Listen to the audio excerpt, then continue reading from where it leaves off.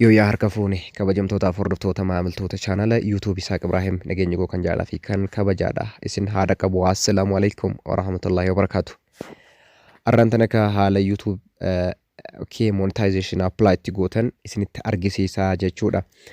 Kunis ka ulaagaalee YouTube inni calqaba chaanala erga banattan booda ulaagaalee 4 kan isin barbaachisu jechuudha. Ulaagaalee arfan san erga guuttanii YouTube irraa maallaqa argachuudhaaf waan apply gootantu jira jechuudha. Erga waan apply san waan arfan san guuttattan booda haala apply itti godhatan isinitti argisiisa jechuudha. Wantoonni arfan kunis wantootuma isin beektanidha jechuudha. Waan arfan kana booda ka apply gootanii maallaqa account keessanii fi maqaa keessanii wal qabsiisuun direct baankii irraa maallaqa irraa argachuudhaaf apply gootan jechuudha. Kunis ka ulaagaalee arfan tokko kan inni barbaachisu ulaagaan calqaba public watch hour timing ni jira jechuudha. Sa'aatii isiniif daawwatamu channel keessan sa'aatii inni isiniif daawwatamee ji'oota dabran 12 keessatti sa'aatii inni isiniif daawwatamedha jechuudha. Sa'aatii 4,000 ta'uu qabaata. Inni lammataa subscribe kaawuntii lakkoofsa subscribe keessanii nama 1,000 ol ta'uudha qaba jechuudha. Inni sadaffaa two step verification jechuudha. Jecha dabrii abbaa sadarkaa lamaa jechuudha. Inni biraa active community guideline irraa strike irraa bilisa ta'uu qabdan jechuudha. Waan hawaasa miidhurraa bilisa ta'uudhaa qabdan jechuudha. Waan arfan kana erga guuttattan booda akkamitti apply akka gootan isinitti argisiisa jechuudha. Kanaaf haa jalqaboonni isin gaafadhu namoonni channel kiyyaaf haaraa taatan subscribe gochuudha. Maatiinaaf ta'uun jajjabeessaa isiniin jedha. Viidiyoo sanas laayikiidhaan eegala. Waan isiniif hin gallee fi waan isin dhibee yoo jiraate description box keessa telegraam kan koo jira, Facebook kan koo jira, karaa saniin na gaafachuu dandeessan jechuudha. Amma kallattumaan hin garbonoota isin dabarsaa. Viidiyoo tana laayikiidhaan eegala. Kiroomii yeroo seentan yeroo hunda jechuudha. Karaa gubbaa kanaan www.youtube.com jettanii search gochuu ni dandeessanii karaa website isaaniitiin. Akkasuma immoo batanii YouTube isinii dhufaa jechuudha. Sana booda erga batanii YouTube isinii dhufee desktop site kadurra kaayattan jechuudha. Desktop sitein gubbaa kanarra always isiniif dhufa jechuudha. Yeroo hunda gubbaa kanarra iddoo tuqaalee sadii kana dhuftanii desktop site kadurra kaayattan jechuudha. Yeroo hunda waan isin dhibuun qabu hunoo jala kanatti desktop site kaayattu jirti isirra kaayattan jechuudha. San booda bifa desktop yookiin kompiitaraatiin isinii ta'a jechuudha. Achi booda profaayilii keessan tuqxanii YouTube studio seentanii erga YouTube studio seentan jechuudha. Kallattiidha waan channel keessan irra jiru karaa Chrome browser yookiin immoo internet browser filattan jechuudha. Yookiin Kiwi browser kan isinitti tole filattanii achi booda page batanii kana isinii fida jechuudha. Hamma argitan kana YouTube studio keessan isinii fida jechuudha. As biratti waan isin hojjetan contentii akkasuma commentii waan baay'een as bira jira bakka isinii fida jechuudha. Kun erga isinii dhufee amma direct jechuudha. Iddoon isin deemtanii iddoo ulaagaalee arfan sanitti guuttan san dhaqxanii jechuudha. Kallattii lamaan dhaqxanii gadi buutanii jechuudha. Bakka mallattoo doolaaraa agarsiistu isii karaa bitaatiin jirtu jechuudha. Naannoo customization gubbaa kan jirtu naannoo dashboard jala jechaadha. S mallattoo S yookiin immoo doolaaraa ofirraa kan qabdu saayinii san kilik gootanii bantan jechuudha. Saayinii sana kilik gootanii yoo bantan direct bakka growth with YouTube jedhu bakka earn irraa itti godhattan jechuudha. Bakka sanii bakki inni isiniif fidu jechuudha. Bakka kanatti erga isiniif fide as biratti kaawwan arfan san kun as biratti waan arfan kanaadha kan dura isinitti hime waan isin guuttachuudha qabdan arfan sun isa kana jechuudha. Step waan arfan kanaa jechuudha. Erga guuttattan booda jala kanatti apply ka jedhu isinii dhufa. Apply ka jettu apply now ka jettu jirti. Asiinis danda'ama isin yeroo tokko kilik gootanii yoo bantan waan sadii as biratti kan isinii fidu. Jalqaba irratti wanni isinii fidu review partner program terms. Partner program termii kana keessatti termiiwwan YouTube irraa maallaqa argachuudhaaf termiiwwan hedduu kan asitti dubbiftan poolisii isinii fida jechuudha. Poolisii sanni dubbistanii start ka jedhu kilik gootanii bantanii jecha. Start yoo gootan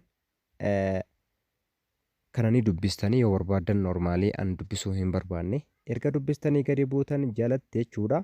Saanduqni iddoon duwwaan jirti saanduqa san keessatti tiik gootan jechaadha. Kilik gootaniiti achi booda accept terms termii kana ni qeebala yookaan ni fudhadha yookiin itti amana dubbisee jira ka jedhu irratti kilik gootanii yeroo tokko ni bantanii jechuudha. Erga bantan gubbaarratti noot started kan jedhu sun amma dan ta'uu qabaa jechuudha. Yoo normaalii direct seeraan kan guuttan yoo ta'e dan jedha kunoo dan jedhee jira gubbaarratti jechuudha. Review partner program terms is turned on. Kanaaf amma sign up for Google AdSense ka jedhu jira.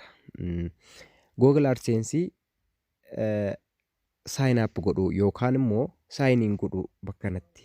Irra caalaatti bakka kanatti yeroo baay'ee ka ta'uu qabaatu sign up jechuudha. Haarawaa banachuudha jechuudha. Kanaaf ammallee start iddoo jedhu kana dhuftani start kana ni bantani achi booda step 2 you will be redirected to AdSense to complete this step. Achi booda isa kana erga isinii dhufee xiyya gallaaltu kana do you have an accounting AdSense account jedha. Kanaafuu qabdanii accountii kan jira. Normally namni baay'een hin banatu AdSense addatti jechuudha. Asumaan banata. Kanaafuu no I don't have an existing account. Existing kan dura ture hin qabu ka jedhu. Kilik gootanii erga filattan achi booda continue bira deemtaniiti si'a tokko cuqaastuuni jechuudha. Waan baay'ee salphaadha. Waayis way apply gochuun this is very simple. Waan baay'ee salphaadha. Kanaaf bakka sanitti continue kilik gootanii peejii haarawaa asirratti isinii fida jechuudha. Peejii haarawaa in progress ka jedhu isinii fida. Akkasuma immoo kun as biratti wanni isinii fidu amma akkaawuntiiwwan keessan isinii fida. Akkaawuntii baay'eetu jira as bira. Akkaawuntiiwwan keessan isinii fida jechuudha. Akkaawuntii imeelii keessan jechuudha. Imeelii Google AdSense ittiin banattan isinii fida. As biratti ani kunoo isuma jalqabaa kana filadha. Filadhu directii fuula Google AdSense dha naa fida jechuudha. Fuula Google AdSense naa fida. Kunoo naa fideera kunoo fuula Google AdSense naa fideera jechuudha. Yeroo kilik godhu jalqaba irratti yeroo website kadhu naa fida achi booda get more out of AdSense ka jedhu jira. Gubbaa kanarratti get more out of AdSense ka jedhu jira. Isin yes send me customized help and performance suggestion kan jedhu san isa jalqabaa kana filattanii jechuudha. Isa duraa kana filattanii. Okay. Isa kana jechuudha. Yes send me customized help and performance suggestion jedhu kana filattan jecha. Achi booda gadi siiqtanii jechuudha. Akkana gad deemtaniiti. Amma stepin itti aanu select your territory jedha. Biyya keessa jirtan san bakka YouTubein akka isinii kafalu barbaaddan san. By the way bakka kanatti biyya jirtan sani biyya guuttan Itoophiyaa guuttanii jechuudha. Itoophiyaa guuttan jechuudha. Kallattii biraatiin immoo bakki biyya biraatti guuttan jiraata. Kanaafuu kun Itoophiyaa bakka Googleen isiniif kafalu yookiin Google AdSense isiniif kafalu Itoophiyaa ta'uu qaba. Achi booda termiiwwan kana inni dubbistanii termii kana erga dubbistan gara gadiitti gadi siiqtan jechuudha. Please review and accept our terms and conditions jedha. Review ni gootanii ni ilaaltanii ni dubbistanii you can read and you can accept that in fudhattan jechuudha. Gadi siiqtaniitti tiik gootan jechuudha. Termii fi condition baay'een as keessa jiran. Condition 10 hanga 20 kan ta'an jechuudha. Isin gadi siiqtaniituma normally select gootan jechuudha. Yes I have read and accept agreement. Agreementii kana dubbisee jira isin waliin gala ka jedhu kana kilik gootanii erga cuqaastan booda create account ka jettu jirti. Create account tana tuqxanii jechuudha. Create account ka jedhu kana ni tuqxanii gara fuula haarawaatti isin fudhata. Waan baay'ee salphaadha jechuudha. Ammas biratti wanni guddaan isin guuttan of eeggannoodhaan jedhee kan hin yaadu maybe inni salphaas ta'uu dogongora qabaachuu kan hin qabne as bira. As biratti AdSense for YouTube isinii baasa ka website miti. AdSense gosa hedduutu jira. Kun AdSense for YouTube kan YouTube jechuudha. Kanaafuu customer information customer nuhi jechuudha nama channel irraa irni godhu barbaadu kana.